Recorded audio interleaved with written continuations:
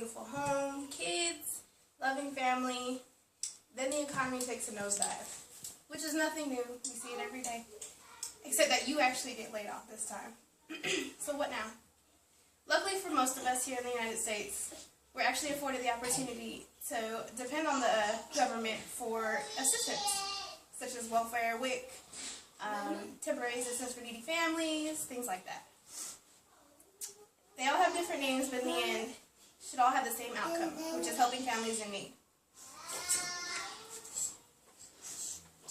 Like many people, I've had people close to me who have required help from the government and actually received public assistance. I, being one of them, have actually received WIC, which is with women, infants, and children, for a certain period of time.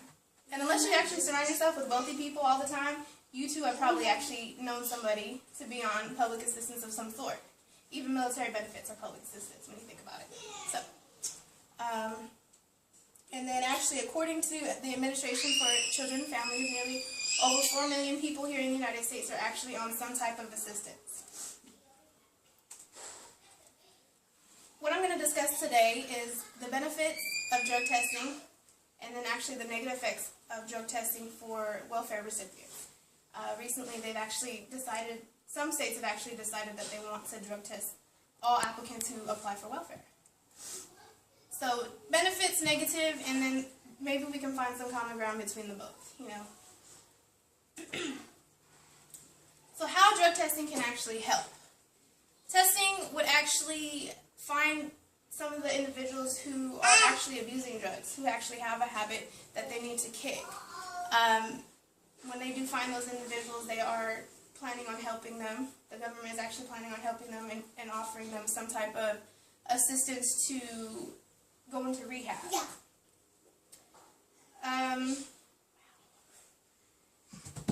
Those who seek treatment, they may actually be afforded the opportunity to find work afterwards. Then they won't have to depend on the government anymore. So that actually saves the government some type of money.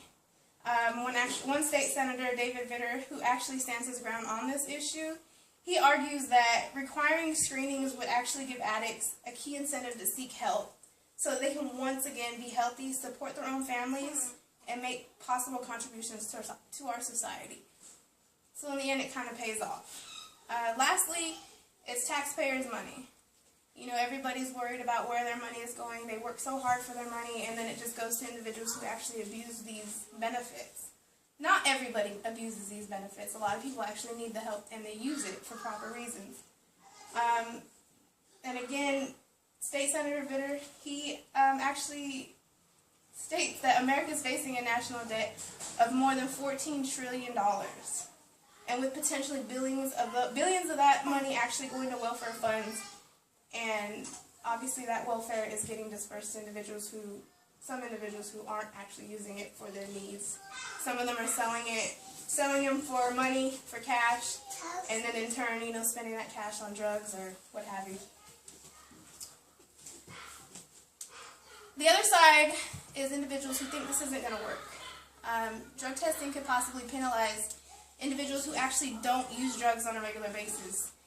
Some people have actually, you know, they go out, have a party, and they might smoke weed once. Then there's the individuals who use drugs on a regular basis, cocaine users. If you drug tested both of those individuals a week after they use drugs, that cocaine user is probably not going to come up high. But the person who smoked marijuana one time, more than likely he's probably going to come up high.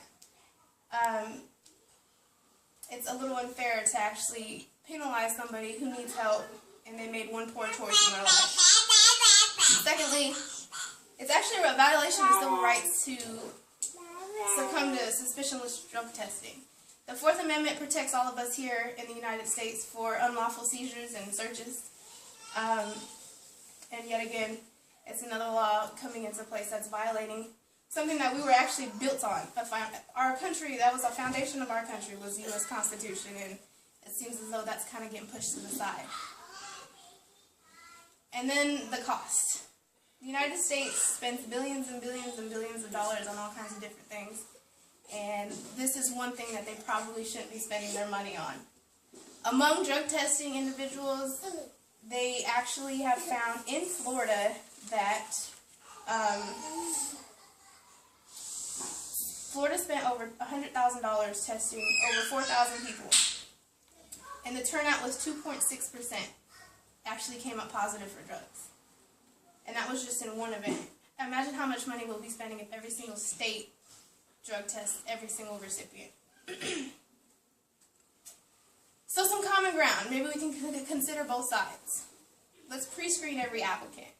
You know, if we actually go through a series of questions for that applicant, check their medical background, check their criminal background for any type of drug use, we can probably weed out the bad ones. I mean, of course, they're going to slide by, but regardless, we're getting a foot in the door as far as weeding out the people who actually do abuse drugs. And lastly, remember the children. I mean, most of the people here who are actually on welfare have children that are benefiting from this. And that's probably the biggest reason as to why consideration for drug testing needs to be in place. And a lot of people explain that, you know, drug testing is going to put the money in the right place. Drug testing will get all those people that waste my tax-paying dollars, you know, spending it on drugs or going out for the weekend or what have you. But we really need to remember the kids. So hopefully some way we can find out how we can find some common ground in between the two. Final thoughts. My personal opinion on this, right now, I really don't understand why we would drug test at the moment. Government motives, it just seems as though they just want to kick out all the drug abusers, when really it's probably not just that. And again, what about the kids? That's probably the biggest reason. And there's other places to save money. There's more than welfare is not the only place we need to save money. So overall, you know, many of us have known of others who have received welfare, or we have actually been on it ourselves. With this new drug testing regulations, many people receiving assistance may actually lose their benefits, which in turn children lose benefits too. And drug testing definitely has its pros and cons. The government overspending, it can be prevented, but it may have to be at the cost of a child going hungry. And that's it. Sorry. I was illegally prepared. Yes. Okay, so the whole purpose of the drug testing, if I'm getting this correctly, is to, I guess, in their way, try to save money by getting the ones that's on drugs off of welfare because they're not using the funds properly, correct? Yeah, that's pretty much the gist of it. Okay, so if they start drug testing, not only are they going to have to pay for the drug test, then from my understanding, they're putting them in some sort of a rehab or trying to get them some kind of help with the drug addiction. That's money. Not only that, but are they kicking them off while they're in this drug program? Or are they still on? Right now, I think it's circumstantial with states, because I read about that as well, and I think they're doing some type of second chance type of deal. You know, they're testing them one day or 1 month, and then they're giving them some time in between to test again, and if they come up hot again, then obviously they'd lose their benefits. That's some states right now. But yes, it is. It's still money coming out. It sounds like more money is coming out, right, trying to prevent something. Right. I heard your view at the end. You said that you don't think that drug testing is necessary at this point. Do you think that with the stipulations of how low they want your income, number one, that the government is enabling these people to continue to not work, whether they're on drugs or not, to be able to receive this public assistance, compared to the working class citizens or the lower middle class who are working but are still in need of assistance, but they are not entitled to it because they work? What was the question? Like, do I think that that's What fair? are your views on that? Like you say, you don't think that drug testing is necessary, and that, you know, you're thinking about the children as far as them not being penalized because their parents are on drugs. But do you have that same view for basically working parents that are penalized for working and can't get this public assistance that need it just as much? I think that I think that the government in general just needs to reevaluate their standards for what they consider low income. I think even though, you make $40,000 a year, that doesn't mean that you are actually bringing that much money in. You know what I'm saying? You have to consider, everything you have to live off of pretty much. So as far as that's concerned, if I'm answering your question correctly, I think that's a whole other issue in itself. It's kind of hard to say. Is that what you're asking? Like, what are my views on welfare? Yeah. I definitely think that's a whole other issue within itself. A lot of individuals bring in way more money than who are on actual welfare than people who work, which is crazy. I think that's ridiculous. I get it now. But I mean, it's really hard to say. It is really hard to say. As far as I'm concerned, what I'm really thinking about is the child that's benefiting, hopefully benefiting from, the welfare benefits. Some people, I know a lot of people, I don't know a lot of people, but I've heard of people, I've heard of people that, they sell their EBT card. And they take that cash, and they go and they do what have you with it, whatever they... Not everybody is on drugs that's on it, but they're not using it properly. Right. There are some that are selling it so that they can have the extra money so that they can party or buy clothing or do whatever it is that they're doing. So I'm not understanding. Maybe they've done some sort of research that they're horning in on just it being a drug situation. But it's not only a drug situation. Some people are just trifling.